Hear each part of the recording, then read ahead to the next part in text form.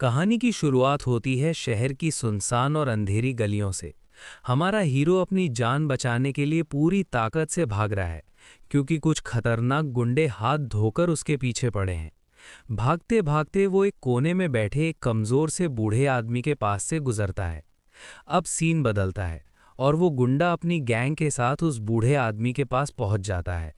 वो गुस्से और अकड़ में उससे पूछता है, ओए बुढ़े, वो लड़का जो अभी यहाँ से भागा, वो किस तरफ गया है?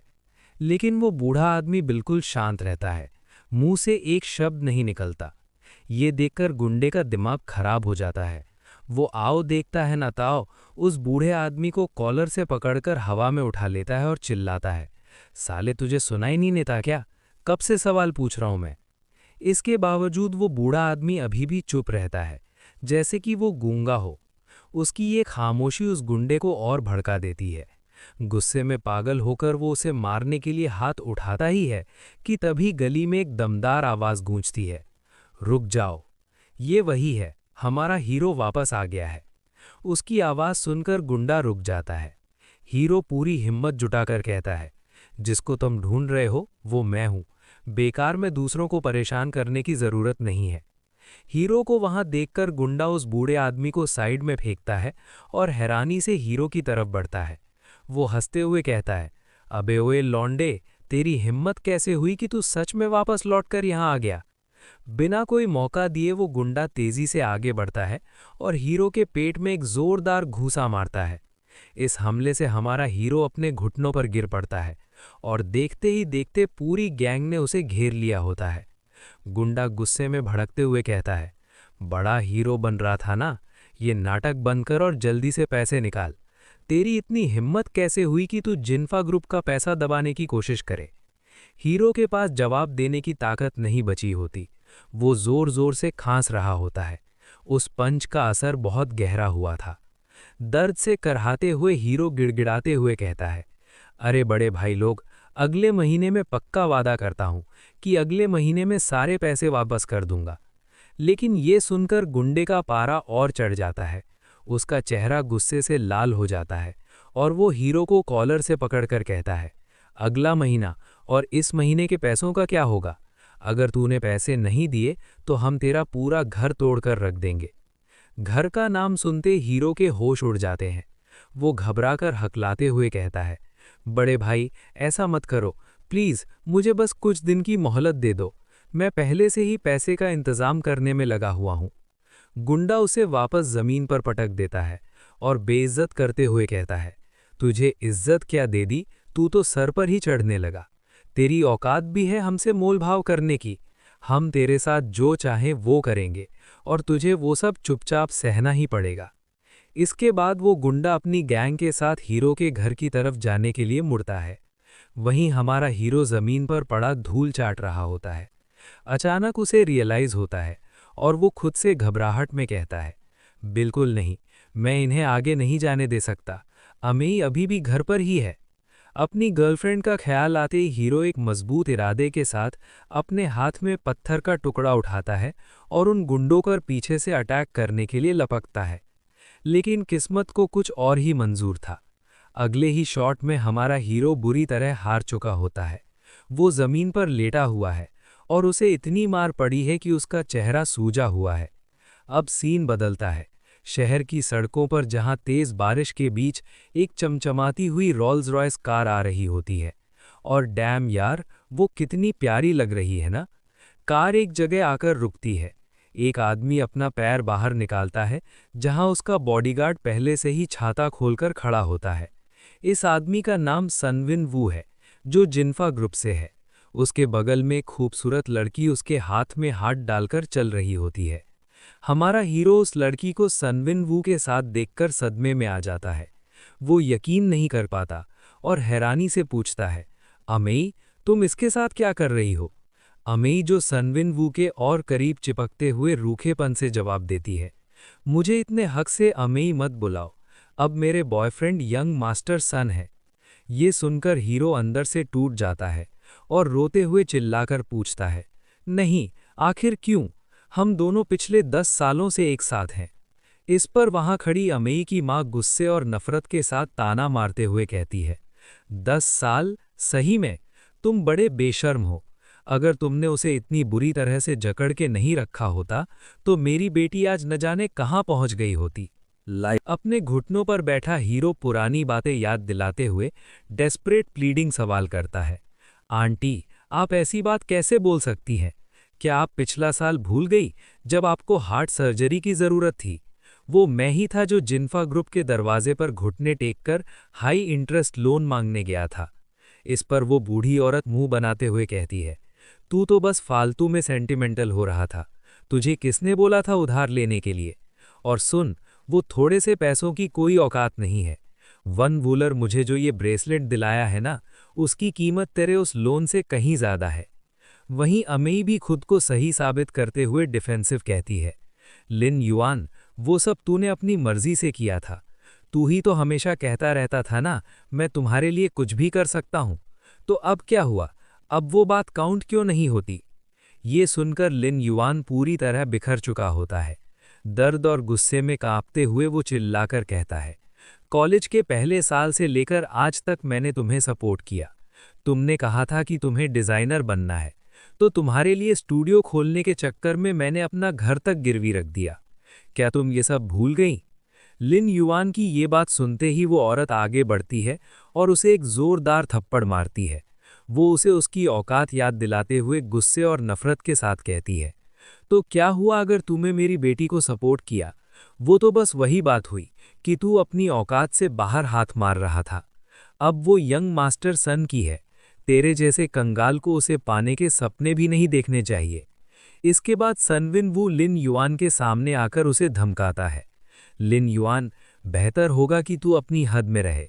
चुपचाप पैसे वापस कर और यहाँ से दफा हो जा। अगर तू अब भी उसके पीछे पड़ा रहा ना, तो तेरा वो हाल करूंगा कि तू मौत की भीख मांगेगा।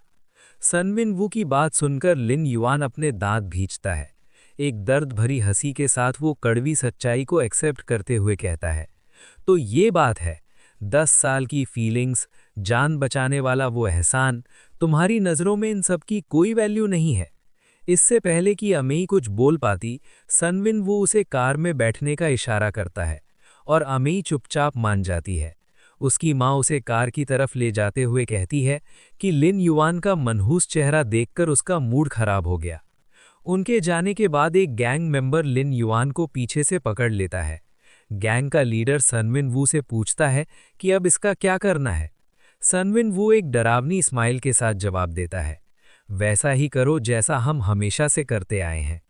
अगले ही पल उस अंधेरी गली में लिन युआन की दर्द भरी चीखें गूंजने लगती हैं।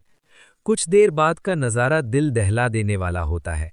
लिन युआन जमीन पर अधमरा पड़ा हुआ है। सनविन वू अपनी कार की तरफ जाते हुए कहता है, ये टूटी हुई टांग, इसे अपना ब्याज समझ लेना। अगर अगले महीने तक पैसे नहीं चुकाए तो अगली बार सिर्फ एक टांग नहीं तोड़ूंगा। चलो यहाँ से। सभी लोग वहाँ से चले जाते हैं और लिन युआन तेज बारिश में सड़क पर अकेला लाचार पड़ा रहता है। तभी वो बूढ़ा आदमी वापस उसके पास आता है। वो लिन युआन को उठाने की कोशिश करता है, लेकिन लिन युआन उसे रोक देता है, क्योंकि वो नहीं चाहता कि उसकी वजह से वो गरीब बूढ़ा आदमी भी मुसीबत में आ जाए। लेकिन वो बूढ़ा आदमी एक रहस्यमय अंदाज में लिन युआन से कहता है, हिम्मत मत हारो बेटा, तुम्हारी किस्मत अब पलटने वाली है। तुम्हारा वक्त आ गया है। ये सुनकर लिन युआन दर्द और बेबसी में रोता हुआ ताना मारता है, किस्मत पलटने की बात कर रहे हो? मेरी गर्लफ्रेंड किसी और के साथ भाग गई है और मैं यहाँ गर्दन पर कर्ज में डूबा हुआ हूँ। कैसे करूँगा मैं सब ठीक? अगर मेरे पास पैसे होते ना, तो आज मेरी ये हालत कभी नहीं होती। तभी अचानक उसके फ़ोन पर एक नोटिफिकेशन की ट्रिंग आवाज़ सुनाई देती है। वो चौंक कर चेक करने के लिए अपना फ़ोन निकालता है। स्क्रीन पर जो वो देखता है, उससे उसकी आंखें फटी की फटी रह जाती हैं। अचानक से उसके बैंक अकाउंट में 10 मिलियन युआन क्रेडिट हो चुके थे। उसका टोटल बैलेंस अब बढ़कर 10 मिलियन और 65 युआन हो गया था। लिन युआन अपने फ़ोन की स्क्रीन पर 10 मिलियन युआन क्रेडिट होने का मैसेज देखता है। एक पल के लिए तो उसे समझ ही नहीं आता कि रिएक्ट कैसे करे। बस वही ज़मीन पर बैठ जाता है।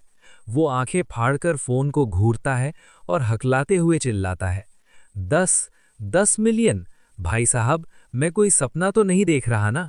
वो हैरानी से खुद से बड़बड़ाता है। मतलब मैंने सोचा तो था कि कभी मेरे पास भी अंधा पैसा होगा, लेकिन ऐसे अचानक, ये तो कुछ ज्यादा ही बड़ा कोइंसिडेंस नहीं हो गया? कहीं ऐसा तो नहीं कि जो मैंने सोचा वो सच में हो गया?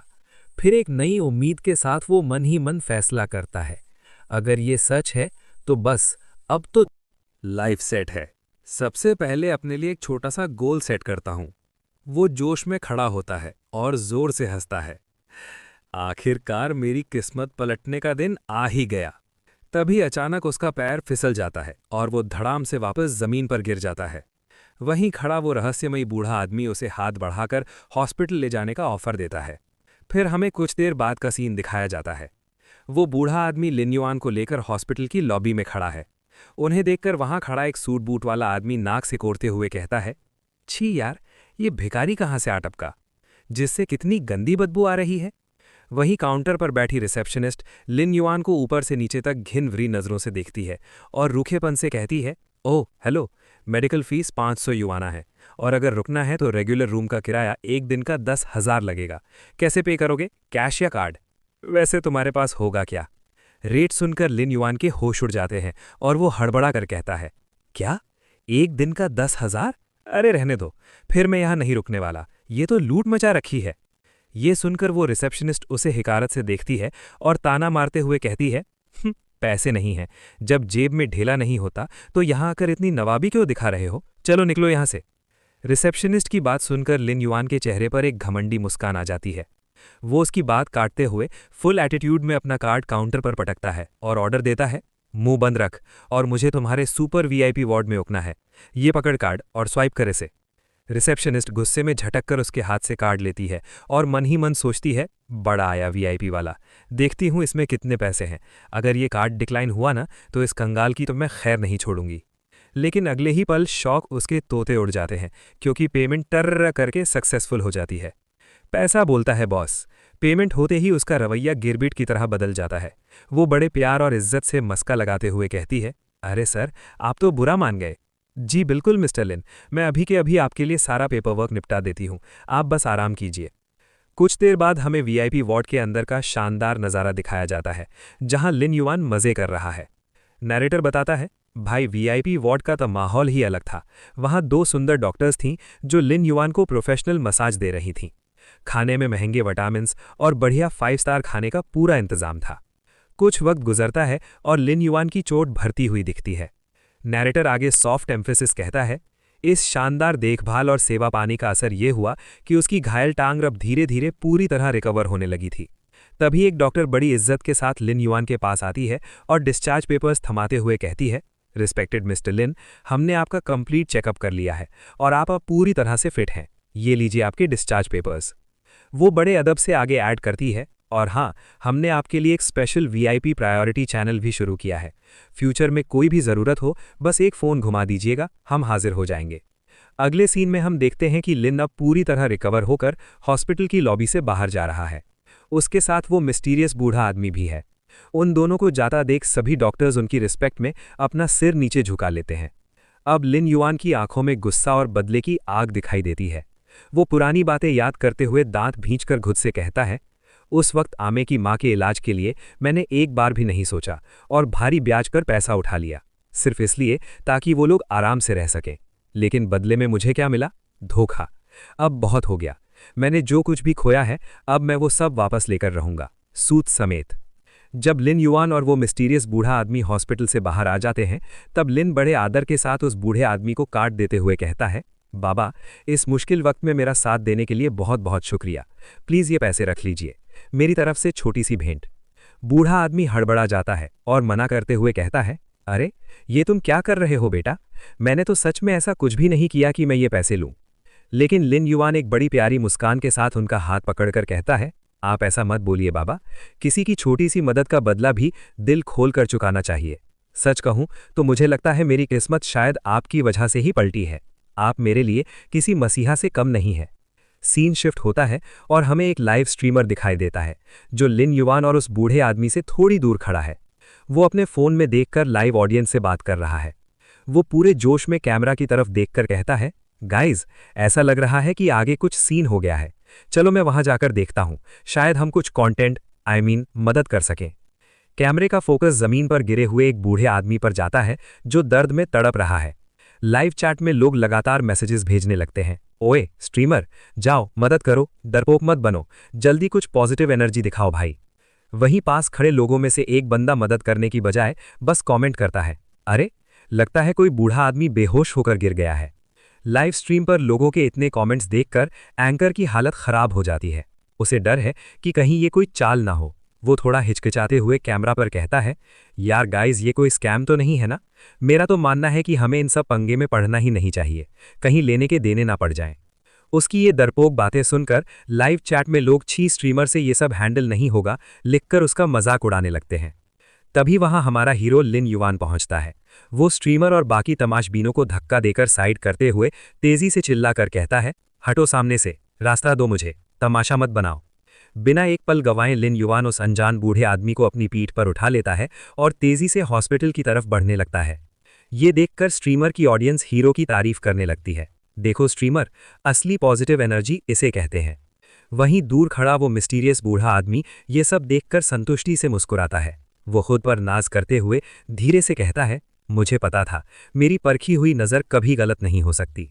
मैंने बिल्कुल सही इंसान को चुना है।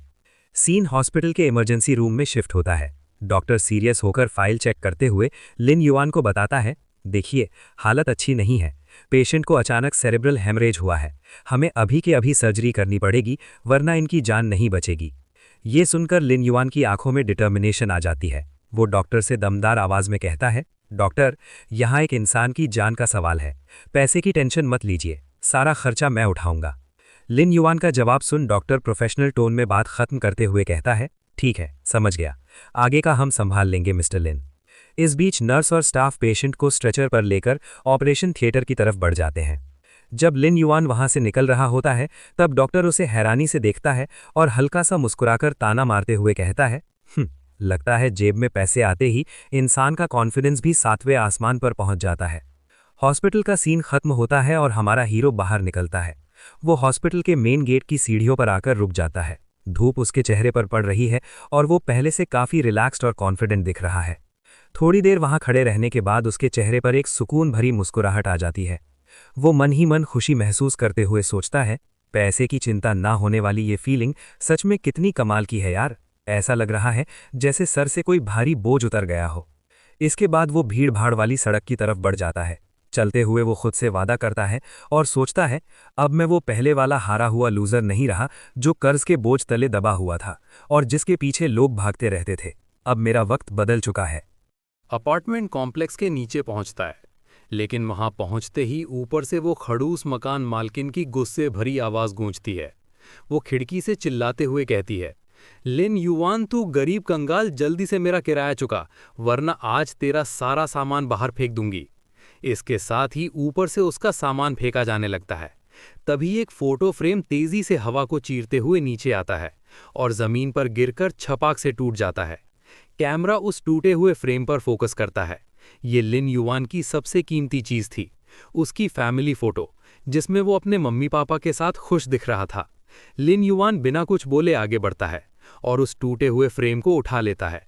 उस तस्वीर को देखकर वो बिल्कुल शांत हो जाता है, लेकिन उसकी आंखों में गहरा दर्द और गुस्सा साफ दिखाई देता है। तभी वहां उसका एक पड़ोसी हड़बड़ाते हुए आता है। वो लिन युवान को देखकर परेशानी में पूछता है, अरे लिनियन तो पिछले कुछ दिनों से कहाँ गायब था भाई? वो बुढ़िया तुझसे किराया लेने के लिए पागल हुई पड़ी है और तुझे ढूंढ रही है। बेहतर होगा कि तू तैयार रहे, वो आज मूड में नहीं है। लेकिन लिन युवान के चेहरे पर डर की कोई लकीर नहीं होती। वो बड़े ठंडे दिमाग से और काम होकर जवाब देता है, चिंता मत कर, कुछ नहीं होगा। उसकी ये बात सुनकर वो लड़का हैरान रह जाता है। वो लिन युवान के कॉन्फिडेंट चेहरे को देखते हुए मन ही मन सोचता है, हैं?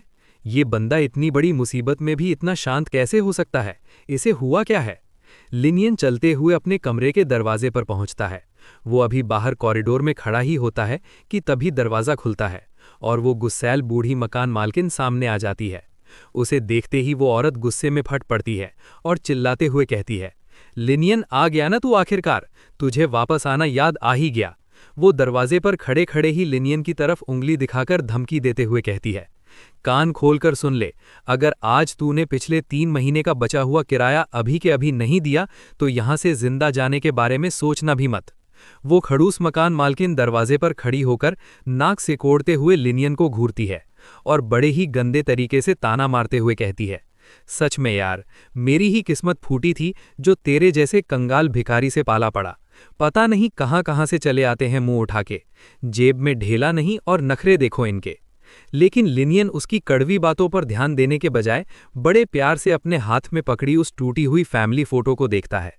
उस तस्वीर में अपने मम्मी पापा का हंसता हुआ चेहरा देखकर वो इमोशनल हो जाता है और मन ही मन उनसे माफ़ी मांगते हुए सोचता है, मम्मी पापा, मुझे माफ़ कर देना। मैंने अपनी ज़िंदगी के पहले हिस्से में आप लोगों को मेरे साथ सिर्फ दुख और तकलीफ ही दी। आप लोगों ने मेरे लिए बहुत सहा है। जब मकान मालकिन देखती है कि लिनियन उसकी बातों को इग्नोर करके फोटो में खोया हुआ है तो वो और भी ज्यादा चिढ़ जाती है और गुस्से में पैर पटकते हुए चिल्लाती है, ओए, मैं क्या यहाँ दीवारों से बात कर रही हूँ? सुनाई दे रहा है या नहीं तुझे? जवाब क्यों नहीं देता? इतना शोर शराबा सुनकर पीछे से एक कमरे का दरवाजा खुलता है और एक लड़का बाहर झांकता है। वो नींद और कन्फ्यूजन में परेशान होकर पूछता है, अरे क्या हुआ यार, क्यों इतना शोर मचा रखा है? कोई शांति से रहने भी नहीं देता यहाँ? शोर सुनकर पड़ोसी भी बाहर आ जाते हैं। एक ब्लू ड्रेस वाली लड़की बड़े चटकारे लेकर उस अभी बाहर आए लड़के को गॉसिप बताती है, अरे और क्या होगा, वही रोज का ड्रामा, कर्जा वसूली। मैंने तो सुना है इसकी हालत इतनी खराब है कि किराया देना तो दूर, इसकी गर्लफ्रेंड भी इसे किसी अमीर के लिए छोड़ के भाग गई। ये सुनकर वो लड़का हैरान रह जाता है और कहता है, हैं, सही में? भाई साहब, इतना बुरा टाइम चल रहा है क्या इस बेचारे का?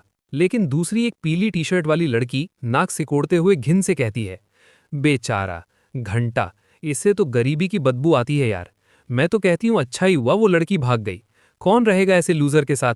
वापस कमरे में जब मकान मालकिन देखती है कि लिनियन अभी भी चुप है तो वो गुस्से में लाल पीली हो जाती है और दांत पीसते हुए खुद से कहती है, ओए, बहरे हो गया क्या? मेरी बातों को अनसुना कर रहा है। मेरे साथ ये साइलेंट ट्रीटमेंट मत खेल बुढ़िया के साथ। वो आग बबूला होकर लिनियन के करीब आती है और चिल्लाती है, मैंने आज तक हजारों किराएदार देखे पर तेरे जैसा बेशरम और ढीठ इंसान आज तक नहीं देखा। कान खोल के सुन ले लिनिवान, आज मैं तुझे छोड़ूंगी नहीं।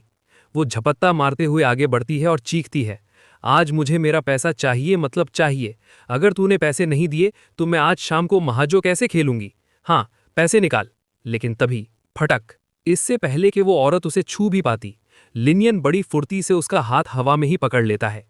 उसकी आंखों में अब वो पुराना डर नहीं बल्कि एक अलग ही कॉन्फिडेंस होता है और वो बड़े ठंडे दिमाग से पूछता है, बस सिर्फ इतनी सी बात के लिए इतना हंगामा? लिन युआन का ये नया रूप देखकर मकान मालकिन के पसीने छूट जाते हैं और वो हकलाते हुए शौक में पूछती है, हैं, इतनी सी बात? लिन युआन बड़े ही ठंडे दिमाग से उसका हाथ छोड़ता है और अपना फोन निकालता है। वो स्क्रीन पर कुछ टैप करता है और मकान मालकिन को दिखाते हुए कहता है, ले, भेज दिए तेरे पैसे, अब शांत हो जा। तभी मकान मालकिन के फोन पर एक नोटिफिकेशन की आवाज आती है, टिंग। वो फोन चेक करती है और स्क्रीन पर मैसेज फ्लैश होता है, जिफू बाओ पेमेंट रिसीव्ड 6000 युआन। वो एक पल के लिए हैरान रह जाती है और शक भरी नजरों से लिन युआन को देखती है और मन ही मन सोचती है, हाँ, इस कंगाल के पास सच में पैसे थे। मुझे तो लगा था ये आज भी बहाने बनाएगा। लेकिन लिन युआन के चेहरे पर कोई एक्सप्रेशन नहीं होता और वो बस चुपचाप खड़ा रहता है, जैसे ये 6000 युआन उसके लिए चिल्लर बराबर हों। मकान मालकिन उसके इस भाव न देने वाले एटीट्यूड को देखकर और भी ज्यादा कंफ्यूज हो जाती है। लेकिन असली धमाका तो अब होता है। गलती से या किस्मत से मकान मालकिन की नज़र लिन युआन के फोन की स्क्रीन पर पड़ जाती है, जहां ट्रांजैक्शन का कंफर्मेशन मैसेज खुला हुआ था। मैसेज में साफ साफ लिखा था, एक्सपेंडिचर 6000 युआन, बैलेंस 10,99,465.2 युआन। वो नंबर पढ़ते ही मकान मालकिन की आंखें फट के बाहर आ जाती हैं और वो कांपते हुए खुद से सवाल करती है, 10 मिलियन? क्या ये मजाक है? उसके पसीने छूटने लगते हैं और वो घबराहट में मन ही मन चीखती है, बेटा, ये कोई सपना तो नहीं है ना? इस लड़के के अकाउंट में इतना पैसा है कि मेरी ये पूरी खटारा बिल्डिंग भी बेच दूं तो उसका आधा भी नहीं मिलेगा। ये तो छुपा रुस्तम निकला। लिन युआन देख लेता है कि बुढ़िया ने उसका बैलेंस देख लिया है और वो बड़े स्टाइल में अपना फोन वापस जेब में रखता है और एक शार्प नज़र से पूछता है, क्या हुआ? देख लिया जो देखना था? मकान मालकिन की तो बोलती बंद हो जाती है और वो हकलाते हुए बस इतना ही बोल पाती है, जी। तभी लिन युआन के दिमाग में एक शैतानी आइडिया आता है और वो एक शैतानी मुस्कुराहट के साथ, प्लेफुल मैनर्स के साथ कहता है, वैसे मैंने नोटिस किया है कि तुझे किराया वसूलने का बड़ा शौक है, तो मेरे दिमाग में एक आइडिया आया है। मकान मालकिन डर के मारे पूछती है, क्या क्या करने वाले हो तुम? लिन युआन सीधा उसके चेहरे पर बम फोड़ता है। मैं तुझे जिंदगी भर किराया वसूलने का मौका देने वाला हूं। मैं ये अपार्टमेंट खरीद रहा हूं। मकान मालकिन को तो अपने कानों पर यकीन ही नहीं होता। क्या खरीद रहे हो? लेकिन पीछे खड़े पड़ोसी, जिन्हें 10 मिलियन वाली बात नहीं पता थी, ये सुनकर जोर जोर से हंसने लगते हैं और लिन युआन का मजाक उड़ाने लगते हैं। वो वाइट टी शर्ट वाला लड़का ताना मारते हुए कहता है, ओए गांव वाले, लगता है अभी जो थोड़े बहुत पैसे हाथ लगे हैं वो जेब में जल रहे हैं, है ना? तेरे माँ बाप ने जिंदगी भर गांव में मिट्टी खोदी होगी, तब जाके शायद एक ईंट खरीदने के पैसे जमा किए होंगे, और तू यहाँ बिल्डिंग खरीदने की बात कर रहा है। वो ब्लू ड्रेस वाली लड़की भी जहर उगलते हुए कहती है, सही कहा, इसकी औकात यहाँ का टॉयलेट खरीदने की भी नहीं है। जा वापस अपने मम्मी पापा से खाद के पैसे मांग कर ला, फिर बड़ी बड़ी बातें करना। वो तीसरी लड़की भी चिल्लाकर कहती है, निकम्मा कहीं का, बिल्कुल अपने इनकॉम्पिटेंट माँ बाप पर गया है, निकल यहाँ से, हमारी जगह गंदी मत कर। लेकिन तभी वो मकान मालकिन, जिसे अब पता है कि लिन युआन असली बॉस है, घबराकर बीच में कूद पड़ती है और पड़ोसियों की बातों को इग्नोर करके बड़े ही मक्खन मलाई वाले टोन से लिन युआन से कहती है, मिस्टर लिन, आप इन लोगों की बकवास पर ध्यान मत दीजिए ना। वो गिड़गिड़ाते हुए ऑफर देती है, देखिए, इस पूरी बिल्डिंग की मार्केट प्राइस वैसे तो 4.5 मिलियन है, लेकिन अगर आप इसे सच में चाहते हैं तो हम बात कर सकते हैं। अगले ही पल लिन युआन सीधा अपना ब्लैक कार्ड निकालता है और बड़े स्टाइल में मकान मालकिन की तरफ बढ़ा देता है। उसकी आंखों में एक शर्तिया चमक होती है जब वो कहता है, ये ले, इसमें पूरे 10 मिलियन है, बिल्डिंग के पैसे काट लेना और बाकी जो बचे उससे इस खटारा जगह को रेनोवेट करवाकर शहर का सबसे हाई एंड अपार्टमेंट बना देना। और हाँ, कोई चालाकी करने की कोशिश भी मत करना, वरना अंजाम बुरा होगा। पैसा देखते ही वो बूढ़ी मकान मालकिन तो पिघल ही जाती है और दोनों हाथों से कार्ड को ऐसे पकड़ती है जैसे कोई खजाना मिल गया हो। वो मक्खन लगाते हुए ओवरली रिस्पेक्टफुली कहती है, अरे सर, आप कैसी बातें कर रहे हैं? आप बिल्कुल निश्चिंत रहिए, मैं सब कुछ एकदम परफेक्ट करवा दूंगी, आपका हुक्म सर, आंखों पर। इसके बाद लिन युआन घूमता है और उन पड़ोसियों की तरफ देखता है। वो उन्हें घूरते हुए कहता है, अब तुम लोगों की बारी। अभी कुछ देर पहले तुम लोग मेरा मजाक उड़ा रहे थे और मेरे माँ बाप को गाली दे रहे थे, है ना?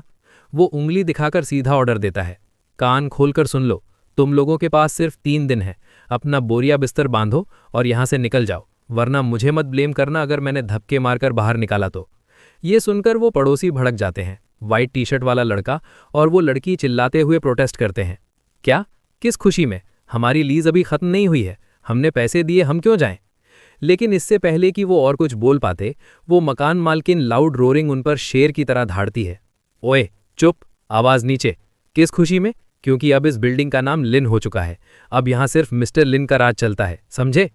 सीन के एंड में लिन युआन कूल अंदाज में हाथ हिलाते हुए कॉरिडोर से निकल जाता है। पीछे खड़ी मकान मालकिन बूट लिकिंग करते हुए चिल्लाती है, सुन लिया तुम सबने? मिस्टर लिन कितने महान हैं जो तुम्हें 3 दिन का टाइम दे रहे हैं, शुक्रिया अदा करो उनका। 3 दिन के बाद मुझे यहाँ एक भी इंसान दिखाई नहीं देना चाहिए। फिर बाद में हम देखते हैं कि रात हो चुकी है और शहर का सबसे महंगा ली जियांग ग्रैंड होटल रोशनी में नहा रहा है। होटल के एंट्रेंस पर रेड कारपेट बिछा हुआ है और ऊपर एक बड़ा सा डिजिटल बैनर चल रहा है, warmly welcome president Li of Hai city to Jiang city.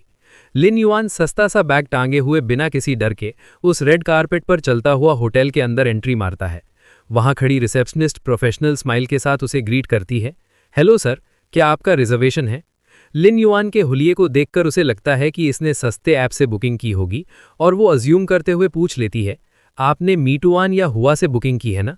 ये सुनकर लिन युआन थोड़ा ऑकवर्ड हो जाता है और हिचकिचाते हुए जवाब देता है, नहीं, दोनों में से कोई नहीं।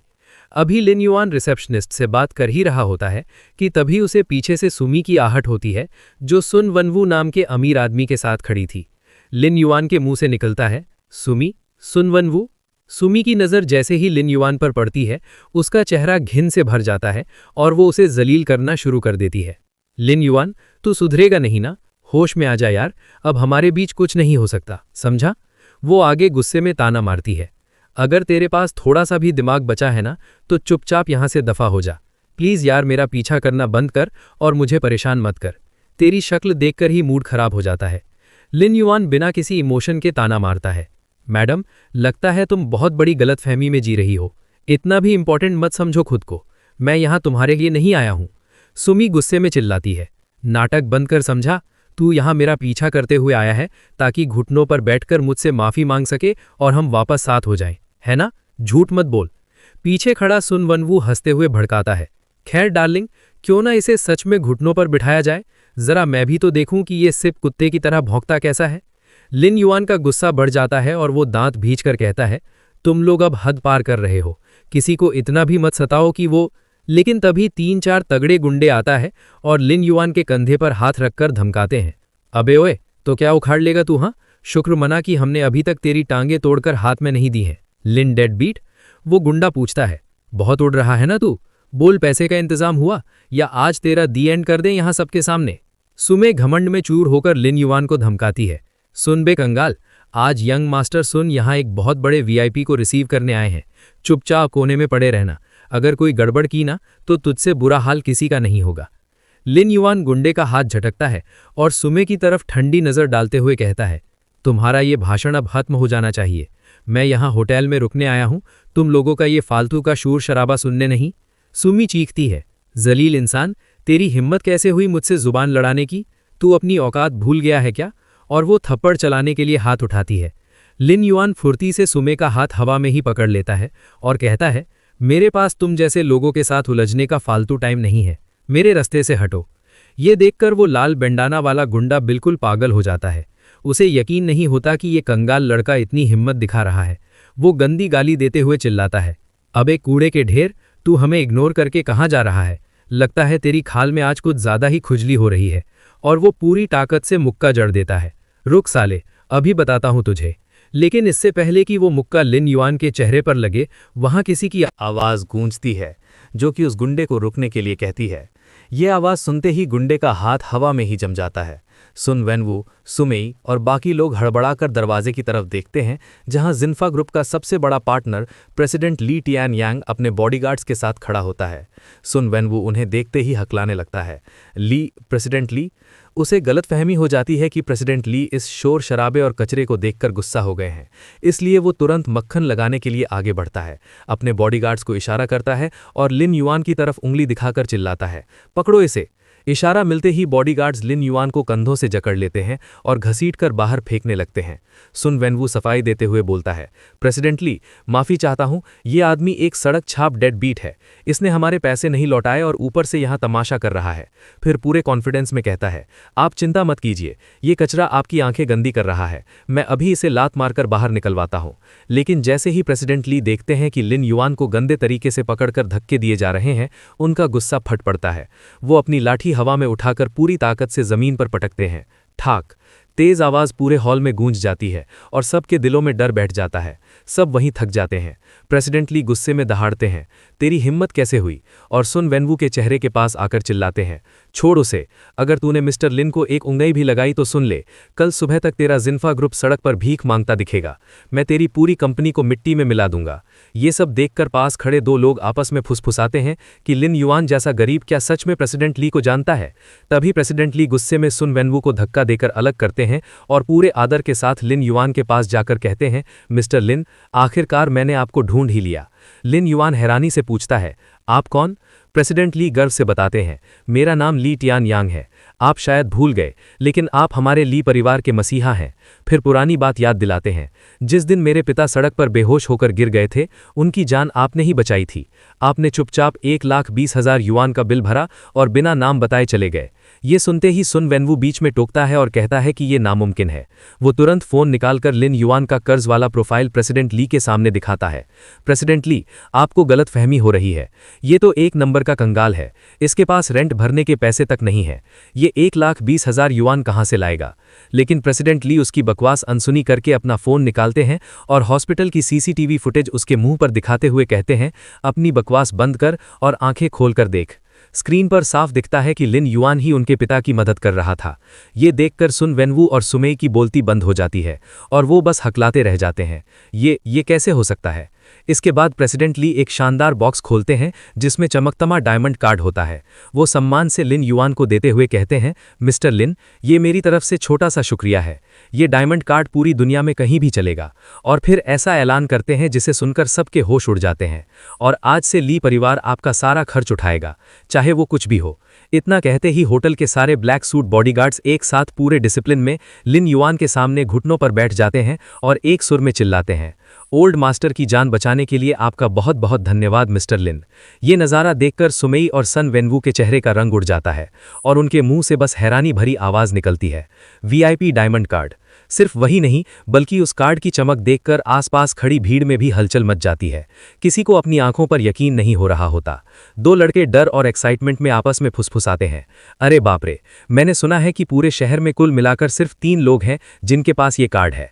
लेकिन इतनी बड़ी और कीमती चीज सामने होने के बावजूद लिन युआन के चेहरे पर लालच की एक भी झलक नहीं आती। वो शांति से हाथ आगे बढ़ाकर ऑफर ठुकराते हुए प्रेसिडेंट ली की आंखों में देखकर नम्रता से कहता है, प्रेसिडेंट ली, आपकी दरियादिली के लिए धन्यवाद, लेकिन किसी की जान बचाना एक इंसान का फर्ज होता है। मैं ये कार्ड नहीं ले सकता। इतना कहकर उसका ध्यान बगल में खड़े सन वेनवू पर जाता है और वो तेज नजरों से उसे देखते हुए सबको सुनाते हुए कहता है, और जहां तक पुराने हिसाब की बात है वो मैं खुद एक एक करके बराबर करूंगा। लिन युआन का ये सेल्फ रिस्पेक्ट और पैसों के आगे ना झुकना प्रेसिडेंट ली को अंदर तक पसंद आता है। वो मुस्कुराते हुए कहते हैं, मिस्टर लिन, मैं आपकी सोच की कदर करता हूं। मैं आपसे दोस्ती करना चाहता हूं। ये समझते हुए कि लिन युआन एहसान नहीं लेगा, प्रेसिडेंट ली तरीका बदलते हैं और बॉक्स आगे बढ़ाते हुए कहते हैं, तो फिर इसे दोस्तों के बीच एक तोहफा समझकर रख लीजिए। या फिर आपको लगता है कि हमारी ली फैमिली आपकी दोस्ती के लायक नहीं है? ये सुनते ही माहौल अचानक बदल जाता है। प्रेसिडेंट ली के पीछे खड़े सारे बॉडीगार्ड्स एक साथ डिसिप्लिन में घुटनों पर बैठ जाते हैं और पूरा हॉल गूंज उठता है। रख लीजिए मिस्टर लिन। इतने लोगों को एक साथ झुकता देखकर लिन युआन फंस सा जाता है। उसे लगता है कि अब मना करना इनकी बेइज्जती होगी। थोड़ी ऑकवर्ड फीलिंग के साथ सिर खुजलाते हुए वो कहता है, मेरा वो मतलब नहीं था। ठीक है, अगर ऐसी बात है तो मैं इसे फिलहाल रख लेता हूं। लिन युआन की हाँ सुनते ही सबके चेहरों पर राहत आ जाती है और प्रेसिडेंट ली हंसते हुए कहते हैं, ये हुई ना बात। एक तरफ जहां प्रेसिडेंट ली और लिन युआन के बीच दोस्ती पक्की हो रही होती है, वहीं दूसरी तरफ सुमेई की जलन अब भी शांत नहीं होती। वो दूर खड़ी नाक सिकोड़ते हुए खुद से बुदबुदाती है, छी, इस कचरे की किस्मत आज कुत्ते के गोबर पर गिर गई है। लेकिन तभी माहौल फिर बदलता है। प्रेसिडेंट ली सुमेई को पूरी तरह इग्नोर करके सन वेनवू की तरफ देखते हैं और ठंडे लहजे में पूछते हैं, तुम सन वेनवू हो राइट? सन वेनवू तुरंत सीधा खड़ा हो जाता है। उसे लगता है अब कोई फायदा मिलने वाला है। वो झुककर कहता है, जी प्रेसिडेंट ली, क्या आदेश है? प्रेसिडेंट ली बिना किसी इमोशन के बोलते हैं, मेरा प्रेसिडेंशियल स्वीट तुरंत मिस्टर लिन के नाम ट्रांसफर करो। सर्विस मेरे स्टैंडर्ड्स की होनी चाहिए और बिल मैं खुद पे करूंगा। ये सुनते ही सन वेनवू और सुमेई के पैरों तले जमीन खिसक गई। सन वेनवू हकलाते हुए चिल्लाया, क्या? इसे सर्व करें? फिर उसकी हिम्मत बढ़ गई और वो प्रोटेस्ट करने लगा, प्रेसिडेंट ली, मजाक मत कीजिए, ये तो बस एक डेड बीट है, हम इसे क्यों सर्व करेंगे? सुमेई ने भी आग में घी डालते हुए बीच में कूदकर कहा, बिल्कुल सही, ये भिखारी है, इसकी क्या औकात है प्रेसिडेंशियल स्वीट में रहने की? उनकी ये बदतमीजी सुनते ही प्रेसिडेंट ली का गुस्सा 7वें आसमान पर पहुंच गया। उनके पीछे खौफनाक ओरा छा गया और वो ठंडे लेकिन खतरनाक लहजे में बोले, ओह, तुम दोनों हमारे ली फैमिली के बेनिफैक्टर की बेइज्जती कर रहे हो, यानी तुम मेरी ली फैमिली को नीचा दिखा रहे हो। और इससे पहले कि सन वेनवू कुछ समझ पाता, प्रेसिडेंट ली ने सीधा बम फोड़ दिया। अगर ऐसा है तो मुझे नहीं लगता कि नॉर्थ वेस्ट एशिया प्रोजेक्ट तुम्हारी कंपनी को देना चाहिए। ये सुनते ही सन वेनवू का चेहरा नीला पड़ गया। उसके दिमाग में खतरे की घंटी बज उठी। सन ग्रुप के साल भर के ऑर्डर्स का 70% ली फैमिली से आता है। अगर ये प्रोजेक्ट गया तो मैं खत्म। तभी उसने देखा कि प्रेसिडेंट ली और लिन युआन जाने लगे हैं। उसे समझ आ गया कि ये उसकी आखिरी उम्मीद है। वो घबराकर उनके पीछे भागा और चिल्लाया, प्रेसिडेंट ली रुकिए। प्रेसिडेंट ली पलटे और बस एक ठंडा सा हम कहा। अगले ही पल सन वेनवू पूरे सबके सामने 90 डिग्री झुक गया और गिड़गिड़ाने लगा, प्रेसिडेंट ली, मिस्टर लिन, मुझसे बहुत बड़ी गलती हो गई। मैं अंधा था जो हीरे को पहचान नहीं पाया। ये देख सुमेई पागल हो गई। वो आगे बढ़कर सन वेनवू को उठाने लगी। यंग मास्टर सन, आप ये क्या कर रहे हैं? आप सच में इस कचरे के सामने? लेकिन सन वेनवू अब अपनी बर्बादी बचाने के लिए किसी भी हद तक जा सकता था। सुमेई की बात सुनते ही उसका दिमाग फट गया और उसने पूरी ताकत से हाथ घुमाया। चटाक! जोरदार थप्पड़ सुमेई के गाल पर पड़ा। वो लड़खड़ा गई। सनमैन वो गुस्से में चिल्लाया, मुंह बंद रख अपनी। क्या प्रेसिडेंट ली के बेनिफैक्टर की बेइज्जती करना तेरी औकात है? सुमेई जमीन पर गिर पड़ी, सदमे में आंसुओं के साथ बोली, तुमने इसके लिए मुझे मारा? सन मेनबू दांत पीसते हुए बोला, सिर्फ थप्पड़ पड़ा है, यही तेरा लक है। अभी घुटनों पर बैठ और मिस्टर लिन से माफी मांग। फिर वो पलटकर दोबारा भीगी बिल्ली बन गया और हाथ जोड़कर बोला, प्रेसिडेंट ली, मिस्टर लिन, दिल से माफी चाहता हूं। ये औरत अनपढ़ है, इसे कुछ समझ नहीं। बड़े लोग छोटी गलतियों को दिल पर नहीं लेते। मुझे एक मौका दे दीजिए। लिन युआन ये सारा ड्रामा देखकर थक चुका था। उसने ठंडी नजर सन वेनवू पर डाली और बिना इमोशन के कहा, रहने दो, वैसे भी पुराने हिसाब एक दिन में बराबर नहीं होते। चलो। ये कहकर वो एलिवेटर की तरफ बढ़ गया। सन वेनवू ने राहत की सांस ली, लेकिन चापलूसी जारी रखी। जी, प्रेसिडेंट ली, मिस्टर लिन, अपना ख्याल रखिएगा। कल सुबह नाश्ते पर सेवा का मौका जरूर दीजिएगा। लेकिन जैसे ही एलिवेटर बंद हुआ और लिन युआन नजरों से ओझल हुआ, सन वेनवू का चेहरा स्याह और जहरीला हो गया। वो दांत पीसते हुए मन ही मन बोला, लिन युआन रुक जा, ये हिसाब मैं तुझसे जरूर चुकता करूंगा।